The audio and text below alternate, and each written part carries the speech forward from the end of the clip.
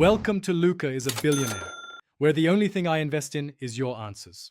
In this video, I will explain how to make your own fermented sauerkraut.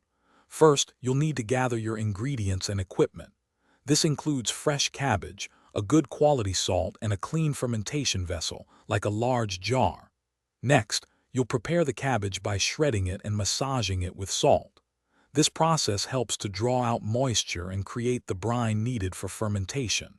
Finally, you'll pack the cabbage into your vessel and let nature do its work. To begin, select a firm head of cabbage. Remove any bruised outer leaves and cut out the tough core. Then, shred the cabbage into thin, uniform strips. A mandolin makes this easy, but a sharp knife works well too. It's important to weigh your shredded cabbage accurately. For every 100 grams of cabbage, you'll want to add about 2 grams of salt. This precise ratio is key for successful fermentation.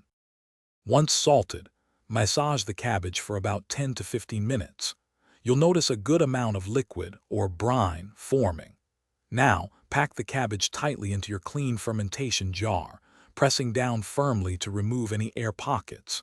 It's crucial that all the cabbage stays submerged beneath the brine.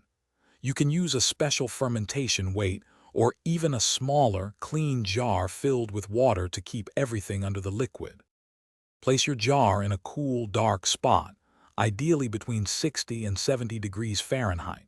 Let it ferment for 3 to 6 weeks, or even longer, depending on your preference. You can taste it after about 3 weeks to check for your desired level of tanginess. Once it's ready, transfer the finished sauerkraut into smaller jars and store it in the refrigerator. It will keep well for several months, continuing to develop its delicious flavor. Thanks for watching and please subscribe. It's the best investment you'll ever make.